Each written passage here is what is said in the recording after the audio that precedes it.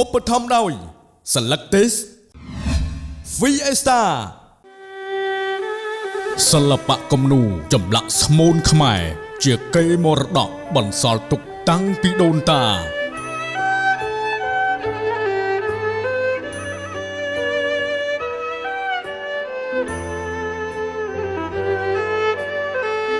គេហដ្ឋានដ៏ល្អប្រណិត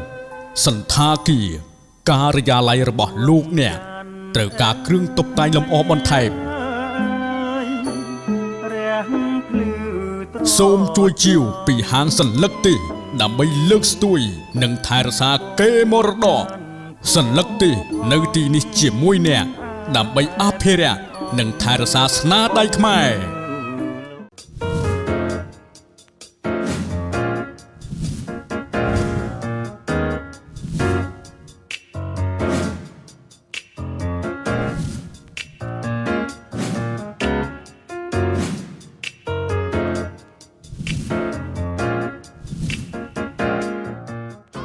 Fiesta ធ្វើឲ្យកម្មវិធីរបស់លោកអ្នកកាន់តែអស្ចារ្យសម្រាប់ព័ត៌មានបន្ថែមសូមទំនាក់ទំនង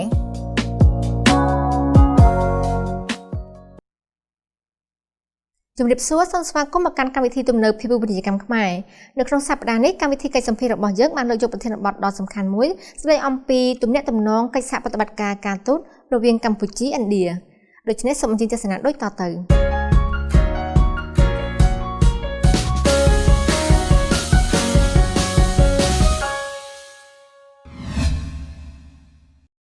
ជំរាបសួរស្វាគមន៍មកកាន់កម្មវិធីទំនើបភាពពាណិជ្ជកម្មខ្មែរនៅក្នុងសប្តាហ៍នេះកម្មវិធីយើងនឹងធ្វើកិច្ចសម្ភារដ៏សំខាន់មួយដែលស្ដីអំពីទំនាក់ទំនងកិច្ចសហប្រតិបត្តិការការទូតរវាងប្រទេសកម្ពុជានិងប្រទេសឥណ្ឌាវាគ្មិនដ៏សំខាន់មួយរូបនៅក្នុងសប្តាហ៍នេះជួបជាមួយនឹងលោកជំទាវម៉ានីកាចេនលោកជំទាវគឺជាឯកអគ្គរដ្ឋទូតប្រទេសឥណ្ឌាប្រចាំនៅក្នុងប្រទេសកម្ពុជាចាជំរាបសួរលោកជំទាវស្វាគមន៍មកកាន់កម្មវិធីទំនើបភាពពាណិជ្ជកម្មខ្មែរនៅក្នុងសប្តាហ៍នេះលោកជំទាវប្រទេសកម្ពុជានិងប្រទេសឥណ្ឌាមានទំនាក់ទំនងកិច្ចសហប្រតិបត្តិការជាមួយគ្នាជាយូរលង់ណាស់មកហើយលោកជំទាវអាចជម្រាបបានទេថាមកទល់ពេលបច្ចុប្បន្ននេះទំនាក់ទំនងរវាងប្រទេសកម្ពុជាតើទទួលបាននៅលទ្ធផលជាផ្លែផ្កាយ៉ាងដូចម្តេចខ្លះដែរចា Thank you and welcome. Yes, India and Cambodia has a very long historical civilizational relationship for the past, or rather since past 2 millennia. We've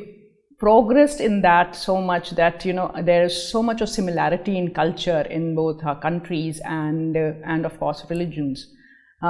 Considering that the relationship in modern era post-colonial Cambodia and India, the two leaders of our two countries are very, very close, and we've had a very good and consistent, warm and friendly relationship. In fact, the great momentum to this relationship recently was put up when Samdek Prime Minister Hun Sen visited India for the commemorative summit, India-ASEAN commemorative summit in January 2018. That was also a bilateral visit between the two countries. 4 agreements were signed during that time, and since then we've had the highest level of exchanges. My 3 ministers have visited this country: Minister of Defense, Minister of External Affairs, and Minister of Commerce, Industry and Civil Aviation. Similarly, 2 ministers from Cambodia have also visited India. His Excellency Pan Surasek visited India, and also His Excellency Minister for Posts and Telecommunications, he also visited India. Also many more agreements have been signed, since then. In fact, recently, rather yesterday, we signed 18 agreements under Mekong Ganga cooperation, which was signed in Ministry of Foreign Affairs. So the relationship, I would say, is really invigorated, is at a very good state, and we are really looking forward to have a more deeper, wider and meaningful, engagement. ចាសូមអរគុណច្រើនលោកជំទាវចំពោះការរៀបរាប់ពាក់ព័ន្ធទៅនឹងកិច្ចសហប្រតិបត្តិការរវាងប្រទេសទាំងពីរលោកជំទាវតេតិនទៅនឹងការរួមចំណែកទៅដល់ការអភិវឌ្ឍវិញតើប្រទេសឥ ឥណ្ឌាបានចូលរួមចំណែកយ៉ាងសំខាន់ដូចម្តេចខ្លះដែរនៅក្នុងការចូលរួមចំណែកអភិវឌ្ឍរបស់ប្រទេសកម្ពុជាយើងចា៎ We have major engagements in almost, I would say, all sectors. To begin with, we have line of credit, which you can call soft loan, and those are of about 102 million US dollars. Also, various contracts under that have been signed. Some have been completed, and some projects are ongoing in that. In addition to that, there is a lot of socio-economic and other aid programs. For example, you can say there are these programs under various frameworks. One is a bilateral framework, then is India-ASEAN framework, then under Mekong-Ganga cooperation, and under also CLMV framework, and also IPSA, that is India, Brazil, South Africa framework. So there are various aid programs going under that. To name a few, like in Mekong-Ganga cooperation, we do quick impact projects which started from 2015, and up till now we are committed and we have commenced 34 projects, out of which few have been completed. Some are at a very almost at the completion stage, and some would be starting now. So 18, as I just mentioned, we have started now. So that itself has been about 1.7 million US dollars aid of entire 34 MOUs, and these projects are largely in agriculture, in environment, women empowerment, health, education, IT, and similar sectors where we go to the communities and do something whatever is useful for them. Then there are scholarships under these programs also, where Cambodian students can study in any of the Indian universities. So we give about 25 scholarships every year. 10 of them are under Mekong-Ganga cooperation. Another landmark initiative was in 2002, and then where it was decided to build a Mekong-Ganga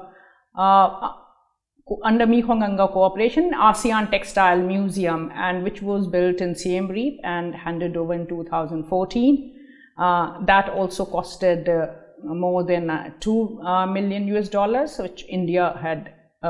built and also brought in expertise.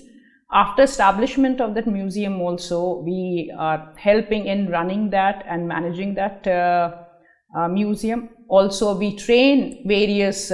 Cambodian officers and officials in India. That comes under our ITEC program, and under that technical and economic cooperation program, up till now we've trained more than 1,500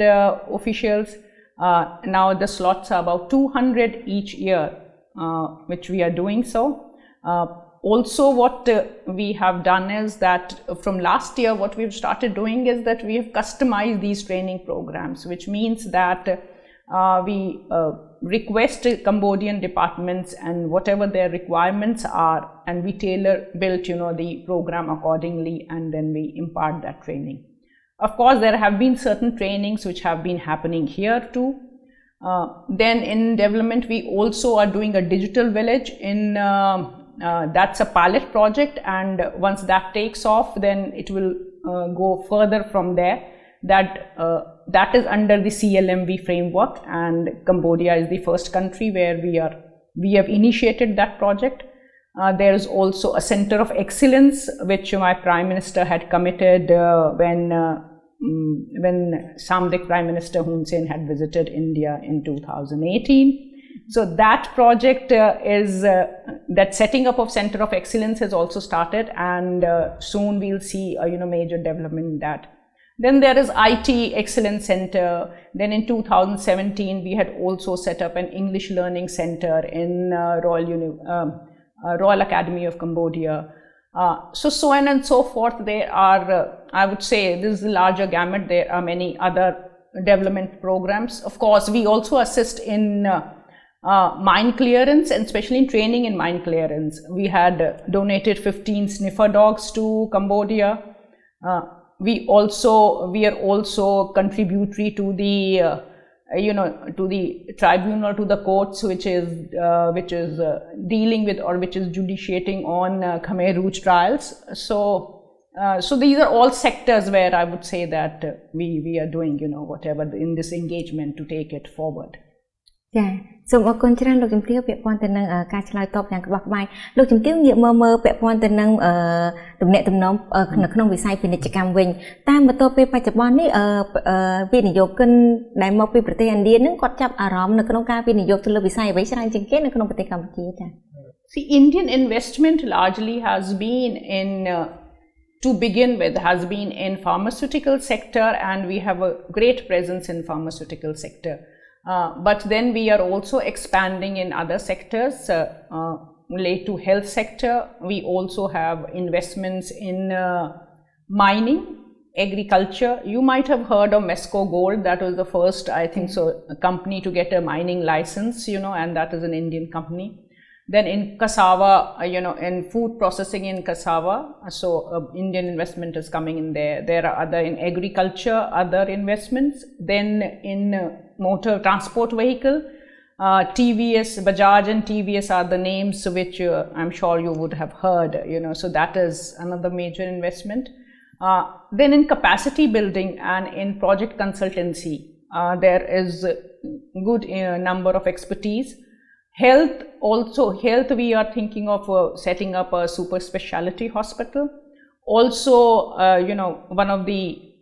biggest hospitals, Apollo, is doing some work here, and it is in talking with one of the business houses here to give its know-how out here for another hospital. Also, we have people who are looking for investment in certain other sectors like real estate and construction, especially in housing sector, mass housing, which is going to help the community and the middle class income people. So that is another area of investment where Indians are looking forth. Of course, I mean, there could be, India has a great expertise in knowledge and service sector, and in that I would say Indians are also very good in innovation, startup. That is one area which I find that Cambodia can really benefit from, and we can share our expertise as a growing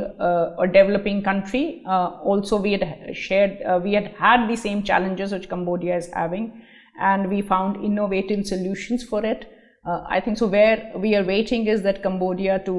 have evolve its financial and other, climate, especially credit climate, and then I think so that we will be able to kind of work in that space too. អរគុណច្រើនលោកជំទាវពាក់ព័ន្ធទៅនឹងវិស័យអប់រំវិញតើកន្លងមកប្រទេសឥណ្ឌាបានផ្ដល់អាហារូបករណ៍មកដល់នៅក្នុងវិស័យអប់រំនឹងមានចំនួនច្រើនយ៉ាងដូចម្តេចខ្លះដែរទាំងសម្រាប់ក្នុងប្រទេសកម្ពុជា ឧបត្ថម្ភដោយ Selectis Fiesta សិល្បៈគំនូរចម្លាក់ស្មូនខ្មែរជាកេរមរតកបន្សល់ទុកតាំងពីដូនតា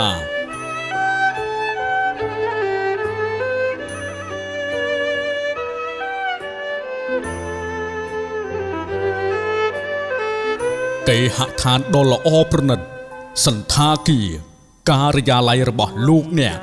ត្រូវការគ្រឿងតុបតែងលម្អបន្ថែម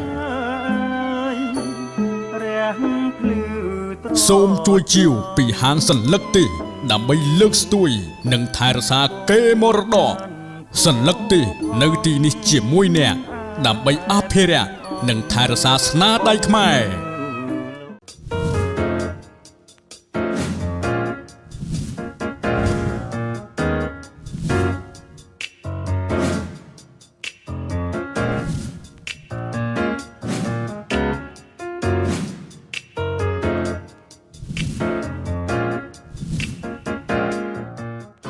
Fiesta ធ្វើឲ្យកម្មវិធីរបស់លោកអ្នកកាន់តែអស្ចារ្យសម្រាប់ព័ត៌មានបន្ថែមសូមទំនាក់ទំនង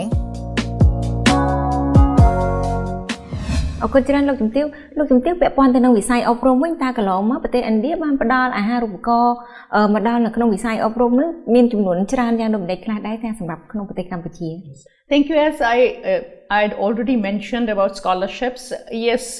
there are 25 scholarships which we give to Cambodian students. As I said, 10 come under MGC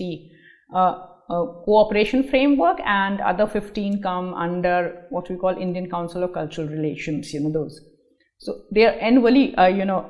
25, and we started this a long time back. So the total scholarships, I would not be able to give you the number just now because I can't remember that offhand.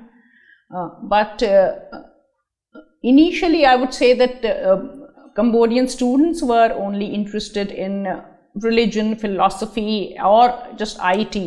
But now we are finding that Cambodian students are interested in many other fields. Of course, from our side, these scholarships are into any subject other than medicine, So they can, and in any of the institutions, wherever they get accepted, premier institutions or second tier institutions, whatever it's whole, broad width where they can get accepted. So whatever they want to study, we give scholarships in that.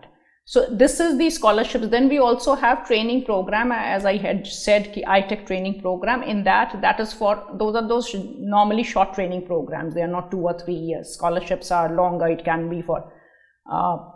BA, graduation, post-graduation or research degree. So those are long-term scholarships. Then there are these 200 each year, 200 slots we give for technical training, which are short-term courses or whatever in India. And for that, officers from here, officials from here can go to India. So on those, and generally we get quite a good response for that. ចាចាអរគុណលោកជំទាវពាក់ព័ន្ធទៅនឹងវិស័យតេទៀងអ្នកទេសចរក្រៅពីការតេទៀងអ្នកវិនិយោគិននៅក្នុងប្រទេសកម្ពុជាយើងងាកមកដល់ការតេទៀងវិស័យទេសចរវិញលោកជំទាវប្រទេសកម្ពុជាក្នុងពេលបច្ចុប្បន្ននេះគឺជាប្រទេសមួយដែលកំពុងតែអភិវឌ្ឍទន្ទឹមគ្នានោះទៅលើយើងសង្កេតឃើញថាអ្នកទេសចរពីបណ្ដាប្រទេសផ្សេងៗជាច្រើនបានមកសម្រាប់កំសាន្តនៅក្នុងប្រទេសកម្ពុជាលោកជំទាវសម្រាប់អ្នកទេសចរមកពីប្រទេសឥណ្ឌាវិញតើលោកជំទាវនឹងមានការអំពាវនាវឬក៏ការតាក់ទាញយ៉ាងម៉េចដែរដើម្បីឲ្យពួកគេបានមកកំសាន្តនៅក្នុងប្រទេសកម្ពុជាចា៎ I agree with you. Definitely tourism is one great area where of course it's a good pillar, or rather one of the 4 major pillars for Cambodian growth and GDP. India also gives a lot of importance to tourism. India has many sites and beautiful various kinds of tourism available. Especially for Cambodians, we find that for them the Buddhist circuit is very kind of important, and they get attracted to that. And second is the medical tourism. Cambodians are interested in going for not only health checkups, for any kind of major surgeries and all. India is cost effective, and Indian health industry or doctors are well known in the entire world. So this is what we are doing for tourists from India coming to Cambodia. Of course, I mean, you've got beautiful temples, and not only temples, there's so much of other things which need to be promoted other than temples, I would say, in India and elsewhere in the world. But yes, Indians especially would like to come to visit temples because there is a common heritage in that. There are all these Hindu temples, also Buddhist temples, both really attract Indians a lot. We have, of course, we do have an agreement, in tourism cooperation agreement between our 2 countries. Under that agreement, we have already set up a joint working group, and 2